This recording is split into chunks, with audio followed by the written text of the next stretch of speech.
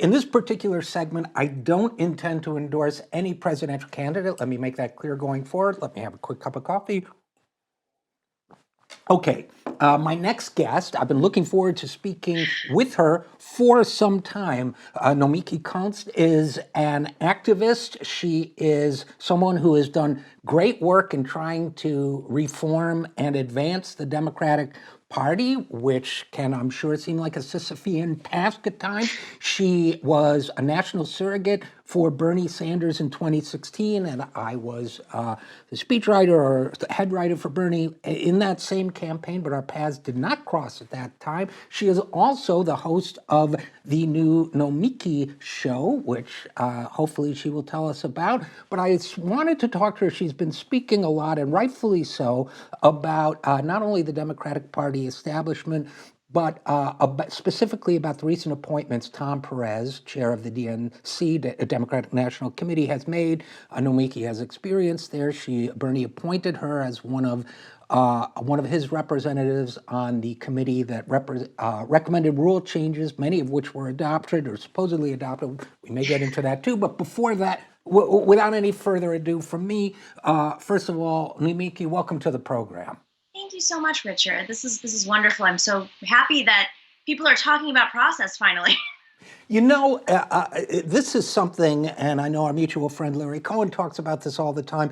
If we don't get involved in process, we're not going to make lasting change. And if we don't make lasting change, all we're doing is something performative for ourselves and each other. I really feel strongly about that, and I have a feeling you do too. Yeah, and Larry Cohen was the vice chair of the Unity Reform Commission that you mentioned at the top, which was set to reform the Democratic Party internally, the way it's structured, and the way it operates, and of course to reform the primary process rules. And it came out of the 2016 cycle when, of course, we had a very revealing Democratic primary process about the inadequacies of the Democratic Party and its lowercase d democratic structure. And Larry has been a champion for making sure that this party is fair, transparent, accountable.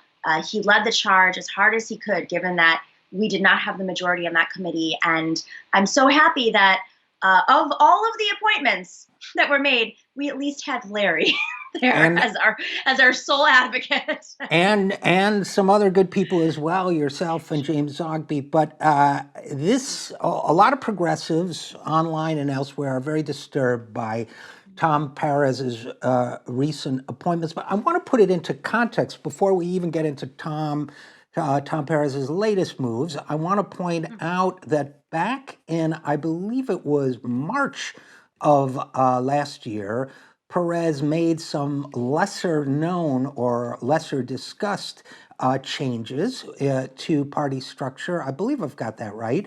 That, March of 2019, he fills 3 senior staff roles. One was with Emily's List, a group that at times has run non-progressive candidates against progressive women, despite being there supposedly solely to elect Democratic women. And he also, of the 3, one of the other 2 was an internal hire, but the other was somebody from the Hillary Clinton campaign. So I feel, on the one hand, okay, people are saying vote blue no matter who, unless you're Hillary Clinton, and then you get to, at least for 24 hours, claim otherwise. But, it seems to me that this is a longstanding pattern of promising reform, promising to democratize the process, promising to make room for the new progressives, especially the young left that represents the future of politics, and then going back to the usual suspects for any substantive appointment. Am I being unfair? No, you're actually being incredibly fair. More so, you're even more generous than I am at this point. Because as you were saying this, I thought to myself, how hard do I want to push back on Chairman Perez at this point? Because we worked with him in passing the Unity Reform Commission reforms that were imperfect. He definitely wrangled votes and got it passed when people did not want to pass the superdelegate reforms that, of course, have loopholes. But at this point, given the pushback he has gotten continuously from DNC members and the press over the last 2 years, he's had several instances where he has used his power as chair to place people on committees that he has appointments, oversight committees.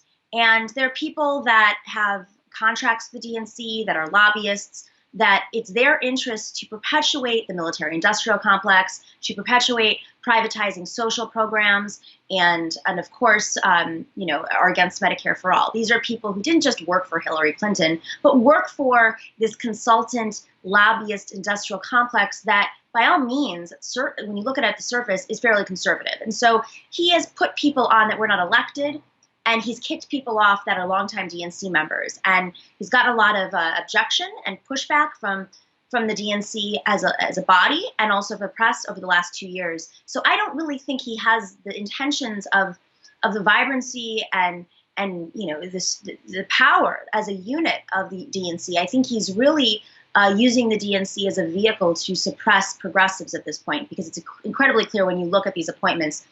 Maybe there's one progressive, but for the most part, even as early as 2017 in the fall, he did kick off our dear friend Dr. Zogby off of the executive committee because he supported Bernie Sanders and wanted transparency reforms. He did kick off Ray Buckley, who was a longtime DNC member from the executive committee, who had challenged the budget. And Ray Buckley was not a Bernie supporter. He is the chair of the New Hampshire party and was fair.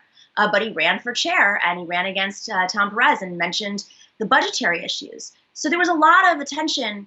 Chairman Perez was called out as early as 2017 for not following what he promised and putting people on these committees, some of which represent Republicans, work for firms like Mercury, which is a Republican consulting firm. So it's really outrageous at this point, especially when Bernie is doing so well in the polls, that it's not just that these committees aren't balanced.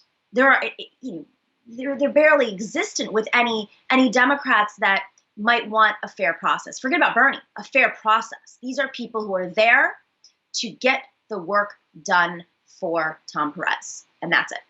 And I think, among them are people who have been extraordinarily vituperative and nasty towards Bernie himself. I'm thinking, for example, of Barney Frank, who I believe was one of the people. Am I wrong about, was Barney? Yes. Yeah. So, so you get these Bernie enemies, and not just neutral people, not just people who maybe have been around a while, but actual foes of someone who, whatever the outcome of the primaries, represents a huge and growing wing of the party. They say that personnel is policy, right? That's right. It seems to me the policy here is crush and marginalize the left. Now, Nomiki, Konst, I want your thoughts on this, because I have been saying for a long time, that it's good strategy the smartest strategy is to take over the machinery of the Democratic Party, change its process so that it reflects the will of its base, make it a working people's party, which means in many cases, a significant shift and redirection.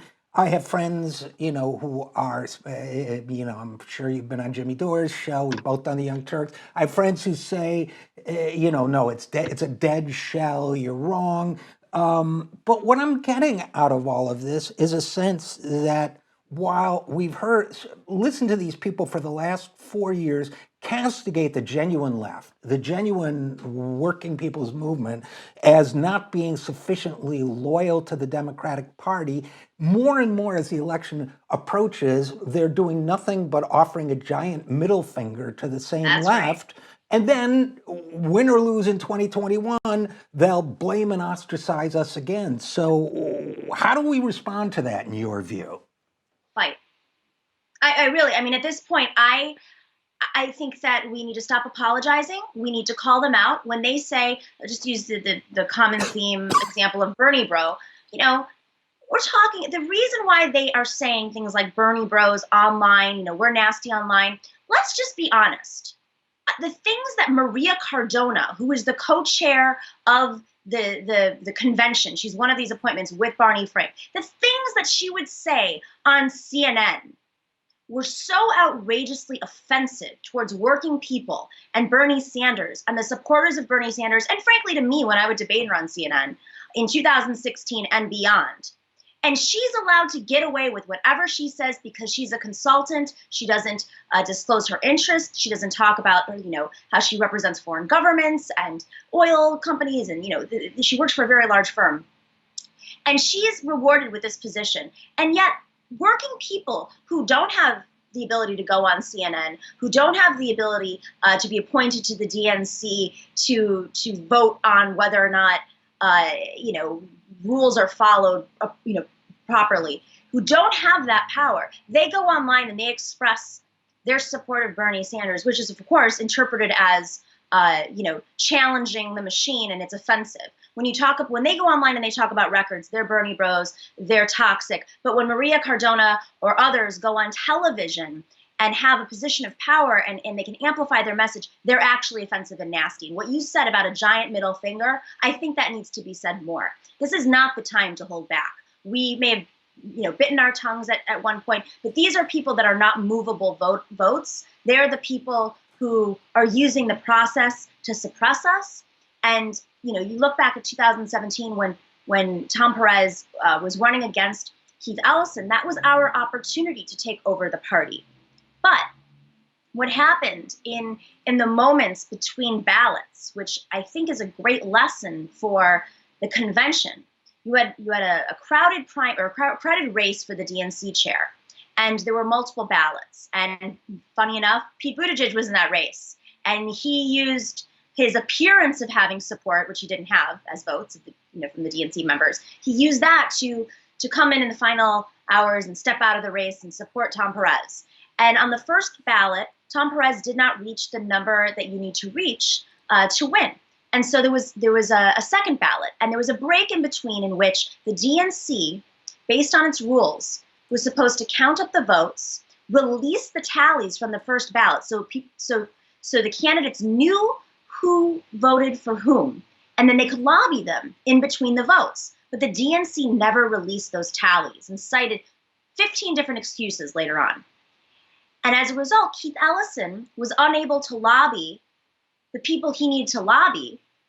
And also, on top of it, several people that weren't in the room on the first ballot showed up for the second ballot that were DNC members. What we later learned was during that break, President Obama and Valerie Jarrett were making phone calls to people who voted to move their votes from Ellison or others to Tom Perez. So they said that they didn't have access to those tallies, but they gave them to President Obama and Valerie Jarrett. So that was a final tool for them to make sure that Tom Perez was chair. And in an act of, superficial, I don't know what it would have been, but it was a superficial act. They appointed Keith Ellison as deputy chair of the party, which was a meaningless role. So let's start with that moment right there, because that's the kind of tactic we have to keep our eyes on as we go into the convention. They play these little games behind the scenes, and it is why paying attention to process is so important.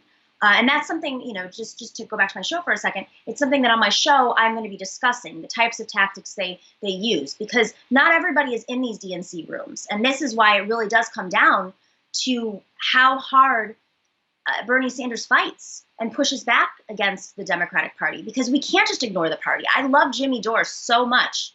I think he's a great advocate, but I think he's frankly wrong on this. The Democratic Party is determining the rules, and you can't just ignore the fact that there are people enforcing rules that they interpret. You have to push back on them. You have to take it over. And we could have taken it over, and I actually think that Keith Ellison was supposed to be the nominee. You mean the So we're going chair? to have to elect Bernie Sanders, essentially, to be able to take over the party. I think that would have been a great outcome. And again, for our audience, we're talking with Nomiki Konst, host of the Nomiki Show and longtime activist for real change in the Democratic Party. And Nomiki, I guess before we go any further, believe it or not, I do have a couple thoughts, and I would love to share them with you. One is Democratic Party it's democratic, as in a democratic process, is your brand, right? I mean, it's in the Right. name. It's like menthol cigarette is supposed to have menthol. A Democratic Party is supposed to have democracy, and yet it's remarkably free of that in some of the process we're talking about. And we're told to be polite, good, subservient Democrats, not talk about it. By the way, I left the party for years, but I came back. And interestingly, it was Bernie Sanders who made me a Democrat in a sense, because through Bernie, I met Ben Jealous. Then when I moved to Maryland, I wanted to vote for Ben in the primary. I became a Democrat again. So Democrats, you can thank Bernie for at least one more member and probably many more. But I also want to take a second before we get back to process and talk about the Bernie bro slur. Number one, it implies that all of Bernie's supporters are male, young men. So I could ask you the same question I've asked Nina Turner on this program, which is, when did you become a white man, and how do you feel about that? Number one. Number two, especially when white people use the Bernie bro slur and thereby render invisible millions of women, millions of people of color, it is not only inaccurate and unfair, it is racist and sexist. So Correct. if nothing else, I want everybody listening to this show right now to remember, the next time they hear Bernie blah, oh, this is probably a racist, sexist person trying to push their ideology at the expense of social as well as economic justice. And my third point to you, and then do with all of this word salad what you will, is I come from Utica, New York, which makes Jim Zogby my homeboy, I guess.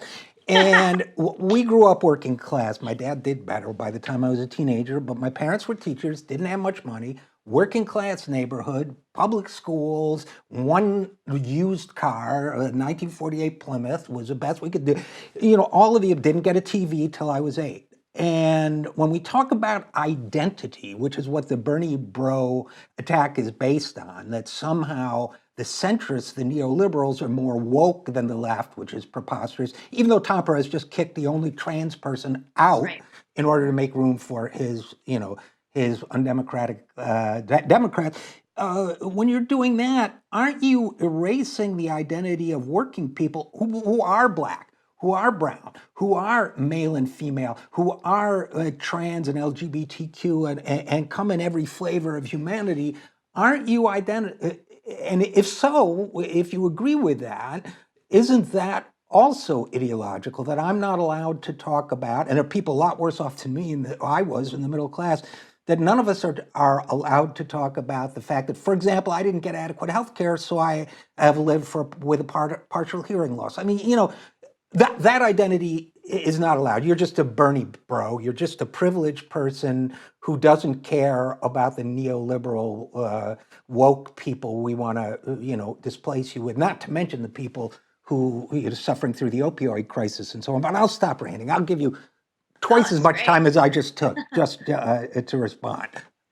I mean, you've really hit the nail on the head here. It's a weapon. It's a tool. They don't want us to win on economic issues. This is one of the oldest tricks in the book. So they want to divide us on other issues, and they've weaponized identity to pit people against each other. I mean, this has been going on for over a century, as we know.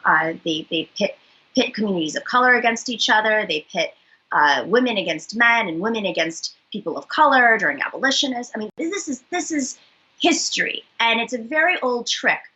The one thing that they're not great at right now is pushing back against a movement. I don't think that they're used to a movement moving at this pace, a movement that's this educated, a movement that really exists in the inner. I mean, the other day is a perfect example. You had essentially, Zionists spend $700,000 on ads against Bernie Sanders, and the same day that those came out, Bernie sent out an email saying they're attacking me, and Bernie raised, by the end of the day, I don't even know what it was, but by the time the New York Times had to file their article, it was $1.3 million.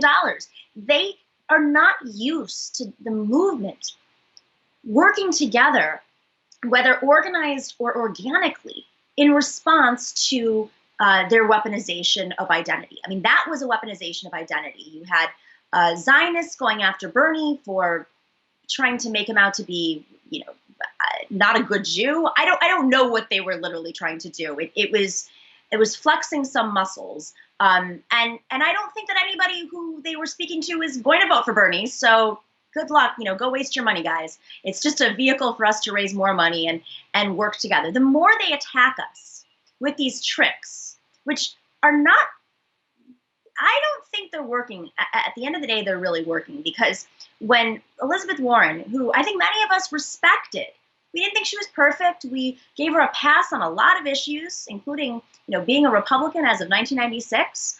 But, the whole point is we want people to evolve. We want them to grow. We want to bring them into the movement. And I think that we as a movement even gave her a pass in running against Bernie Sanders, somebody who has spent the last 5 years organizing to defeat Donald Trump. And then when she played the identity games, it hit her hard, and it didn't work for her. And that was the downfall, I believe, we'll see, of course, of her campaign. She's been dropping the polls in the last week since she played those games. So, they're trying all they can, but they really aren't capable of stifling a movement that it's like a game of whack-a-mole. They try to hit one and then like 25 more pop up. And I think that's the power that we have, is it's a combination of, the income inequality is so large, and people are just sick and tired of being sick and tired.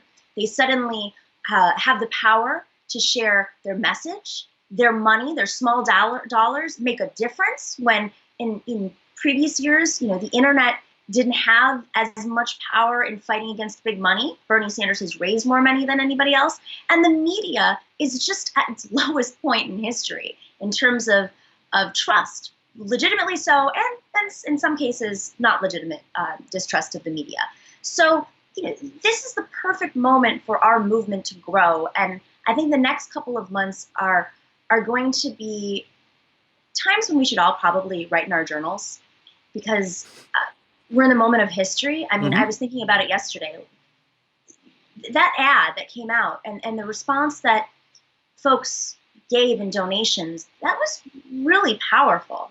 And to see more of that happening when they try to hit us with identity politics and all these old-fashioned tactics, they might work at the end of the day. And that's why process really matters, because going back to the Keith Ellis and Tom Perez situation, the night, 2 nights before the election, Alan Dershowitz and which is hysterical, and a bunch of Zionists, went out and sent a letter and said that they were leaving the Democratic Party if they elected Keith Ellison, who's Muslim, of course. And that worked with several votes, but that was in a controlled environment.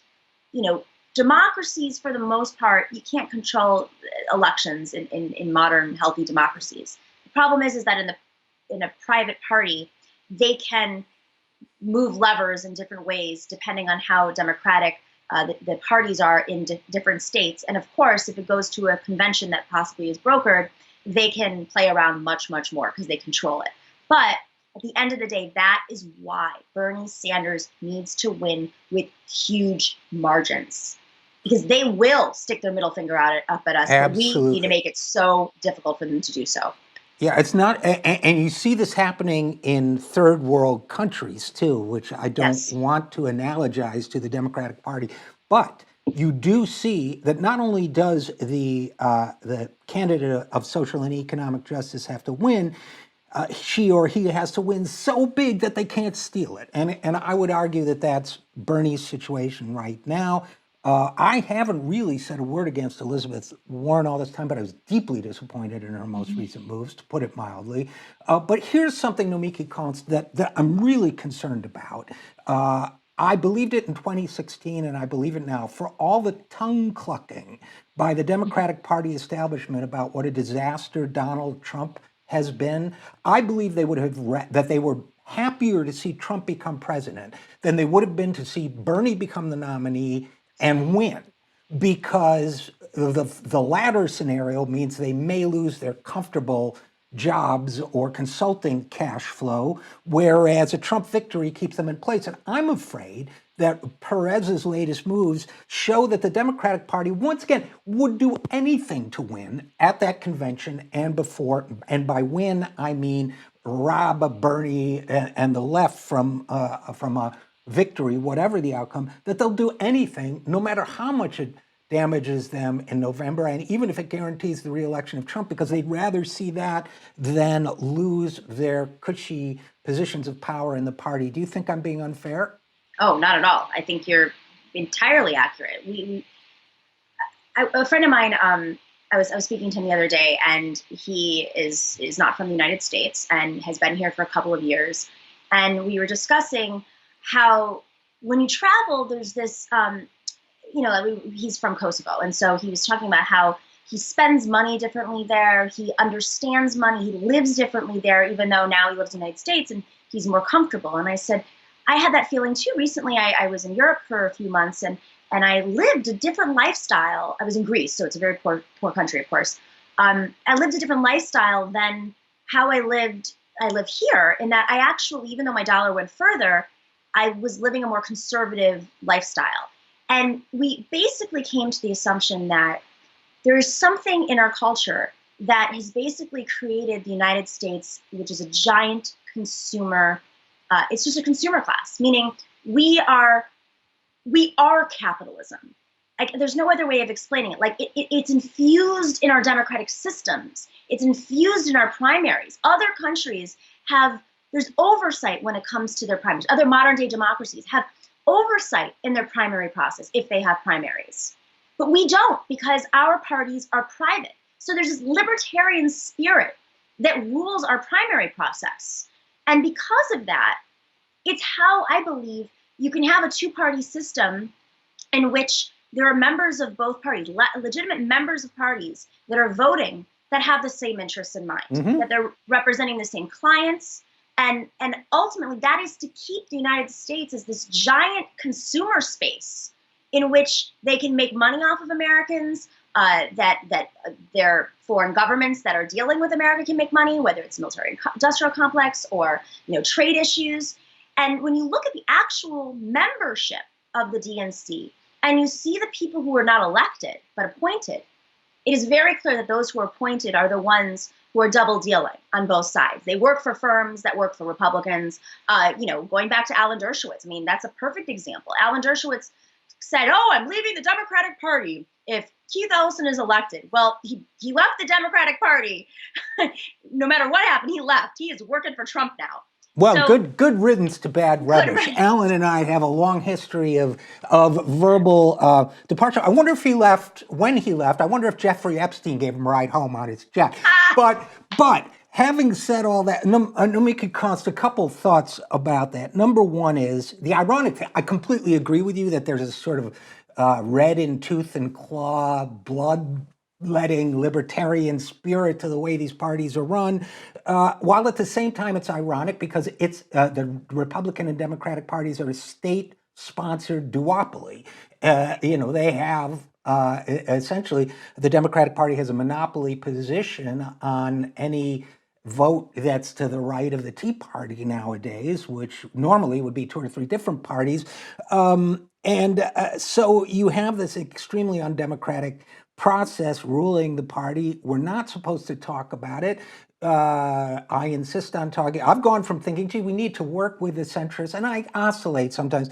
We need to collaborate with the centrists, to we need to democratically take over the party, to now I'm thinking like the term I think, hostile takeover. I literally, you took it right out of my mouth. Hostile takeover. You know what? No, we're taking this. No, sorry. But how do we do that? In other words, given the array of forces against us, given the fact that they don't seem to care if they lose as long as they maintain the power and the concomitant, if that's the right way, concomitant cash flow for themselves, how do we take this party and make it truly a party of working people, of diversity, of social and economic justice? The way that the DNC is structured is that usually there are meetings twice a year. And DNC members go to those meetings, and sometimes there's an election and new DNC members, but in presidential years, they don't have a DNC meeting before the election, which is funny because, this is probably when the DNC should meet, but the excuse is they've got a convention and that's when you're going to meet, and then they possibly will meet in the winter again. And the reason I say that is because this is when people start paying attention. So why would they have a meeting where suddenly the majority of the DNC members, who I do think, to varying degrees, want a pretty democratic party, and now it's like in their face that the appointed party members have all the control over the people who are working at the state level and the local level very hard to make sure that local people get elected. I mean, famously, and I mean, I assume famous, but famously during the Obama years, money, and a little bit before, money had been redirected from being allocated to 50 states or local parties to DC, and that money essentially went to support his presidential campaign. That was the excuse. We have to defeat, Mitt Romney. We have to defeat the Republicans, and the DNC basically became Obama's party, and we lost around 1,200 seats. Now, during the Unity Reform Commission, there was this clip that went a little bit viral, so maybe your audience might know it, where it was the last meeting of the URC, and C-SPAN had been there, and they hadn't been there for any of the other meetings. In fact, TYT was covering it at our lobby because they were, these meetings were happening in the basements. They were announcing them a couple of days before. The press wasn't able to sit there. They were long, boring meetings, and it was all process. So C-SPAN covered the last meeting, and I had lost my cool, as did others, by the way, when we were talking about the budget. And the reason I lost my cool was because we had spent about a year negotiating over why the Democratic Party's budget did not have any oversight. Why it was essentially the chair who was signing, he was the one deciding where the money was going. People who weren't even part of the DNC or on the executive committee were signing checks to who knows whom. And that's not even how Wall Street functions. An executive committee has to have, your board essentially has to have oversight over where funds are being directed, especially if they're coming from donors who believe the Democratic Party's interests are in winning elections. So we negotiated and we finally came to an agreement behind closed doors, which is against the DNC's rules, by the way. All meetings are supposed to be transparent and open to the public. And then we came out, and suddenly everybody reversed their positions. And so the first person to lose it was Gus Newport from California, former mayor. And I listened to him and I thought, well, if Gus is losing it, then I'm going to lose it because this is an issue we've been fighting over for a long time. But attached to that was also one other resolution that we were trying to pass. And we did not get anywhere with this one. We tried very hard. And that was to ban people on the DNC who had conflicts of interests. That meant if you worked for a law firm that represented a presidential candidate and the DNC or the DCCC or even a state party, you could not be a voting member of the DNC, or you had to abstain from voting. And they would not agree to that. And that is just ethics, right? Right. I mean, it was ridiculous. So if we had just passed that alone, we would have been able to pass all the other reforms, because the people who are holding up this party are those appointed members who have conflicts of interests. And if we had a truly Democratic Party that was rid of the lobbyists, and in some states like New York, the DNC members are not elected democratically. They're basically chosen by Governor Cuomo. But in most states, the members are elected democratically. So if you had a Democratic Party that was truly democratic and didn't have these appointments, then I think we would be functioning much better. The key is getting rid of those appointments, and that is the lever, and that is the muscle that Tom Perez is using right now to stifle us, to suppress us, to possibly push us into a brokered convention, to shove Joe Biden down our throats, or possibly non-Democrat Michael Bloomberg down our throats. So, what do we do at this point? We don't have a DNC meeting. I don't know what we do other than this is where Bernie's campaign, and possibly even Bernie himself, and maybe even a few other candidates, need to step up and say, this is unethical. Tom Perez is basically trying to fix an election, and we know where that's going to lead us, by the way. It's going to lead us to another 4 years of Trump. And Absolutely. if your audience wants to push back, and I think this is something that we're going to be working on our show, I would call out the people that Tom Perez appointed that work with Republicans, because there are quite a few of them. So I would question, what side are you on here? Do you want to reelect Trump, or do you want to support working people? And he needs to feel the fire.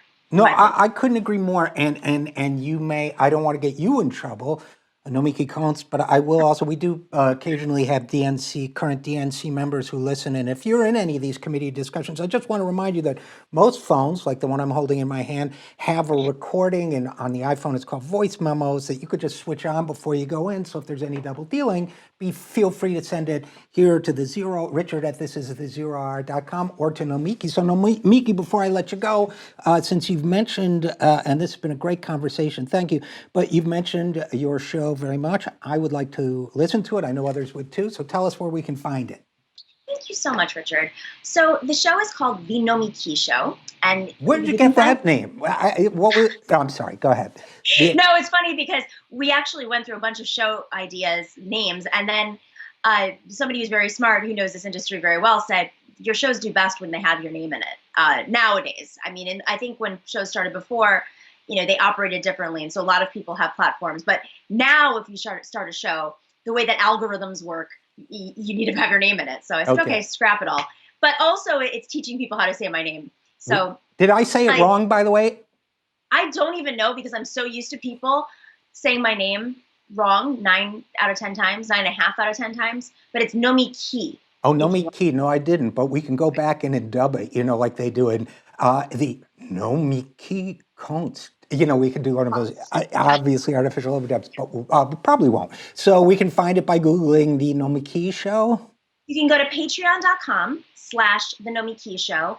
And Patreon's great because if you become a subscriber on Patreon, a member, you will get access to the shows early, but you will also get access to special interviews. Speaking of Dr. Jim Zogby, we actually did an interview with him over the holidays, so it was a little early before this breaking news. But it's a great, timely interview. He talks about the history of the DNC, the structure of it, his personal experiences. But that's available on Patreon. And then we also have it on YouTube, so please subscribe to our YouTube channel. It's just my name, Nomiki Konst, and you'll see the latest episodes. But we launched a little under a week ago, so we have a full episode up there. LA Charger Justin Jackson's on there talking about his activism, and then we do some following of the money, following Joe Biden's donor trail of 40 years. So that's the kind of stuff that you're going to see on the show.